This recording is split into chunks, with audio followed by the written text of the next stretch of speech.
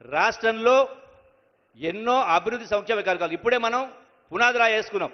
ఎందుకు వేసినాం ఇది?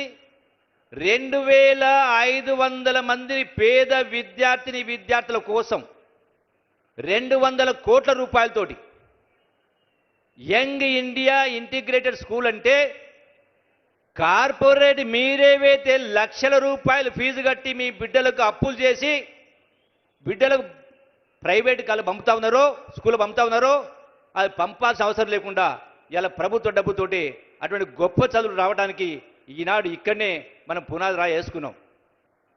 ఒక సంవత్సరం కాలంలో అది పూర్తి చేసే కార్యక్రమం జరుగుతుంది. అంటే పేదవాళ్ళ గురించి అన్ని వరకు ఎస్సీ, ఎస్టీ, బీసీ, మైనార్టీ అంటే కుల వివక్ష లేకుండా అందరూ ఒకే స్కూల్లో చదువుకునేటువంటి వాతావరణం కూడా ఈనాడు ఈ ప్రభుత్వం తీసుకొచ్చేటువంటి కార్యక్రమం చేయడం జరిగింది. మరి ఇన్ని చేస్తూ ఉంటే ఈ రోజున బీఆర్ఎస్ పార్టీ బీజేపీ రెండు ఒకటై రకరకాల మాటలు మాట్లాడుతూ ఉంటారు. బీజేపీ నాయకులు మాట్లాడుతూ ఉంటారు. ఆనాడు ఏం చెప్పిండు మోడీ? బీజేపీ నోట్లను రద్దు చేసి ఆ నల్లధనాన్ని తీసుకొచ్చి ప్రతి దేశంలో ఉన్న ప్రతి రైతు ఖాతాలో, మహిళల ఖాతాలో జన్ ధన్ యోజనని 15 లక్షల రూపాయలు జమ చేస్తా అని చెప్పిండు. ఒకరికైనా వచ్చినాయా? ఎవరి ఖాతాలో 10 లక్షలు జమ అయిందా? ఎక్కడ కాలే. అంటే 2 కోట్ల ఉద్యోగాలు ఇస్తామన్నాడు. ఎక్కడైనా ఇచ్చిండ్రా? ఎక్కడ కూడా జరగలే. అందుకే వాళ్ళకు మాట్లాడేటువంటి నైతిక అర్హత ఎక్కడ కూడా మాట్లాడేటువంటి వాళ్ళకు అవకాశం లేదని చెప్పని మీ అందరితో సవినంగా విజ్ఞప్తి చేసే కార్యక్రమం చేస్తూ ఈనాడు ఒకటి విజ్ఞప్తి చేస్తాను గౌరవ ముఖ్యమంత్రి గారు కూడా. ఎందుకంటే కొల్లాపూర్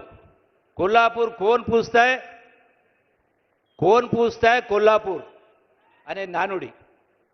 ఈనాడు ఒకవైపున నల్లమల, ఒకవైపున కృష్ణానది, ఎస్సీలు, ఎస్టీలు, పేదవాళ్ళు చాలామంది ఉన్నారు. ఇంకా ఎన్నో అభివృద్ధి కార్యక్రమాలు జరిగేటువంటి ఉంది. కాబట్టి ఈనాడు ముఖ్యంగా ఈ ప్రాంతానికి సంబంధించి 98 జీవో శ్రీశైలం నిర్వాసితులు. ఎందుకంటే 35 సంవత్సరాల కింద ఆనాడు 98 జీవో ఇచ్చిన తర్వాత ఈనాటి వరకు కూడా వాళ్ళకు ఉద్యోగాలు రాలే.